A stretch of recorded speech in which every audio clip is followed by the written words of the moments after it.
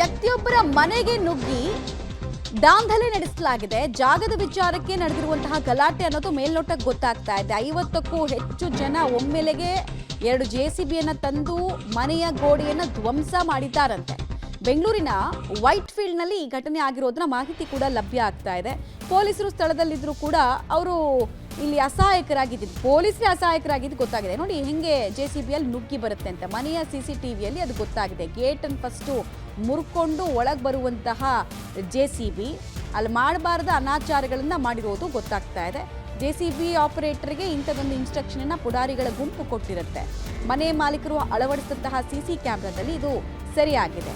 ಗೋಡೆ ಮತ್ತು ಆ ಮನೆಯ ಗೇಟನ್ನು ಕಂಪ್ಲೀಟ್ ಆಗಿ ಹಾನಿ ಮಾಡೋದಕ್ಕೆ ಹೆಂಗೆ ಟ್ರೈ ಮಾಡ್ತಾ ಇದ್ದಾರೆ ಅನ್ನೋದನ್ನ ನೋಡ್ತಾ ಇದ್ದೀರಾ. ಇದು ಎಲ್ಲದಕ್ಕಿಂತ ಆಘಾತಕಾರಿ ಶಾಕಿಂಗ್ ಡೀಟೇಲ್ಸ್ ಏನಂದ್ರೆ ಪೊಲೀಸರು ಇದ್ರು ಸ್ಥಳದಲ್ಲಿ ಅಂತ. ಏನು ಮಾಡ್ತಾ ಇದ್ರು ಅನ್ನೋದು ಅರ್ಥ ಆಗ್ತಾ ಇಲ್ಲ. ಪೊಲೀಸರ ಬಗ್ಗೆ ಭಯ ಇದ್ದಿದ್ರೆ ಇಷ್ಟೊಂದು ಕಾನೂನು ಬಾಹಿರವಾಗಿ ಯಾರ್ದೋ ಮನೆಯನ್ನ ಏಕಾಏಕಿ ಬಂದು ಕೆಡು ಹಾಕ್ತಾರೆ ಅಂದ್ರೆ ಏನರ್ಥ? ಇವ್ರು ಯಾರು BBMP ಅಧಿಕಾರಿಗಳಲ್ಲ, ಸಂಬಂಧಪಟ್ಟಂತಹ BD ಅಧಿಕಾರಿಗಳಲ್ಲ. ಯಾರೋ ಬರ್ತಾರೆ, ಯಾರ್ದೋ ಮನೆಯನ್ನ ತೆಗ್ದಾಕ್ತಾರೆ, ಗೋಡೆಯನ್ನ ಕೆಡವುತ್ತಾರೆ ಅಂದ್ರೆ ಏನರ್ಥ? ಯಾರು ಹೇಳಿದಿರೋದು ಅಂತ ಹೇಳಿಬೇಕು. ಈಗ ಯಾರು ಕಳ್ಸಿದ್ ನಿಮ್ಗೆ? ಹೆಸರು ಹೇಳಿ, ಹೆಸರು ಹೇಳಿ, ಯಾರು ಕಳ್ಸಿದ್ ನಿಮ್ಗೆ?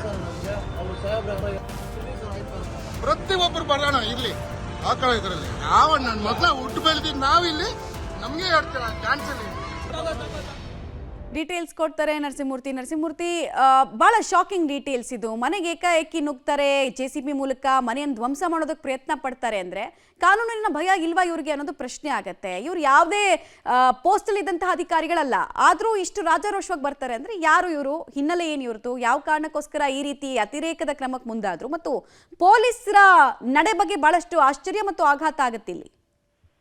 ಮಮತಾ, ವಿಶಾಲ್ ಬಾಳಿಗ ಅಂತ ಹೇಳಿ ನಿನ್ನೆ ಪೊಲೀಸ್ ಠಾಣಾ ವೈಟ್ ಫೀಲ್ಡ್ ಪೊಲೀಸ್ ಠಾಣೆಯಲ್ಲಿ ಒಂದು ದೂರನ್ನ ದಾಖಲು ಮಾಡಿದ್ದಾರೆ. ಆ ದೂರಿನ ಸಾರಾಂಶವನ್ನ ನೋಡಿದಂತಹ ಸಂದರ್ಭದಲ್ಲಿ, ಆ CCTV ಮತ್ತೆ ಅಲ್ಲಿನ ವಿಡಿಯೋಗಳನ್ನ ಗಮನಿಸಿದಂತಹ ಸಂದರ್ಭದಲ್ಲಿ ನಿಜಕ್ಕೂ ಆಘಾತಕಾರಿ ವಿಚಾರ. ಪೊಲೀಸರು ಸ್ಥಳದಲ್ಲಿದ್ದು ಕೂಡ ಅತಿಕ್ರಮ ಪ್ರವೇಶವನ್ನ ಮಾಡಿದ್ದಾರೆ. ಈ ದಿನೇಶ್ ಬಾಳಿಗ, ವಿಶಾಲ್ ಬಾಳಿಗ ಸಾರಿ, ಇವರು ತಮ್ಮ ಹೆಂಡತಿ, ಮಕ್ಕಳು ಮತ್ತೆ ವಯಸ್ಸಾದ ತಂದೆ ತಾಯಿ ಜೊತೆ ಇವರ ಮನೆಯಲ್ಲಿ ಒಂದಷ್ಟು ವಾಸವನ್ನ ಕಳೆದ 35-36 ವರ್ಷಗಳಿಂದ ವಾಸವನ್ನ ಮಾಡ್ಕೊಂಡಿದ್ದಾರೆ. ಈ ಸಂದರ್ಭದಲ್ಲಿ ಏಕಾಏಕಿ ಸುಮಾರು 60ರಿಂದ 70 ಮಂದಿ JCB ಜೊತೆ ನುಗ್ತಾರೆ. ಆ ಕಾಂಪೌಂಡ್ ಅನ್ನ ಏಕಾಏಕಿ ಧ್ವಂಸಗೊಳಿಸ್ತಾರೆ. ಅದಾದ ಬಳಿಕ ಅತಿಕ್ರಮ ಪ್ರವೇಶವನ್ನ ಮಾಡಿ ಇವ್ರ ಮೇಲೆ ಹಲ್ಲೆ ನಡೆಸುವ ಕೆಲಸವನ್ನ ಮಾಡಿದ್ದಾರೆ. ಅವರು ಕೇಳ್ತಾರೆ ವಿಡಿಯೋವನ್ನ ಮಾಡ್ತಾ, ಯಾರು ನೀವು? ನಿಮ್ಮನ್ನ ಯಾರು ಕಳಿಸಿದ್ದು? ಏನು ಹೋಗ್ಲಿ, ಈ ಸರ್ವೆ ನಂಬರ್ ಏನು? ಇದ್ಯಾವುದು ಕೂಡ ಇದ್ರ ಅರಿವೇ ಇಲ್ಲ.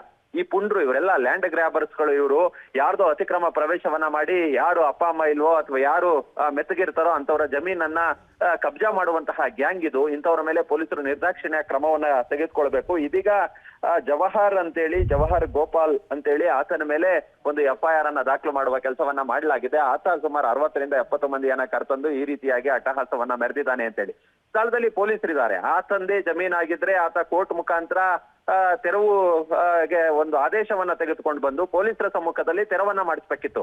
ಏಕಾಏಕಿ ಬರ್ತಾನೆ. ಏಕಾಏಕಿ ಬಂದಂತಹ ಸಂದರ್ಭದಲ್ಲಿ ಮನೆಯನ್ನ, ಕಾಂಪೌಂಡ್ ಅನ್ನ ತೆರವುಗೊಳಿಸಿ ಅವ್ರನ್ನ ಮನೆಯಿಂದ ಆಚೆ ಕಳಿಸುವ ಕೆಲಸವನ್ನ ಮಾಡಿದ್ದಾನೆ. ಈ ಸಂದರ್ಭದಲ್ಲಿ ಆತ್ಮರಕ್ಷಣೆಗಾಗಿ ಅವರ ಮನೆಯಲ್ಲಿದ್ದಂತಹ SLR ನಿಂದ ಒಂದು ಸುತ್ತು ಗಾಳಿಯಲ್ಲಿ ಗುಂಡನ್ನ ಹಾರಿಸುವ ಕೆಲಸವನ್ನ ಮಾಡಿದ್ರು ಕೂಡ ಈ ಪುಂಡ್ರೆ ಯಾರಿದ್ದಾರೆ ಇವ್ರು ಯಾರು ಕೂಡ ಜಗ್ಗೋದಿಲ್ಲ. ಜೊತೆಯಲ್ಲಿ ಹೆಂಗುಸರನ್ನು ಕೂಡ ಕರೆಸ್ಕೊಂಡು ಬಂದಿದ್ದಾರೆ, ಅಟ್ಟಹಾಸವನ್ನ ಮೆರೆದಿದ್ದಾರೆ.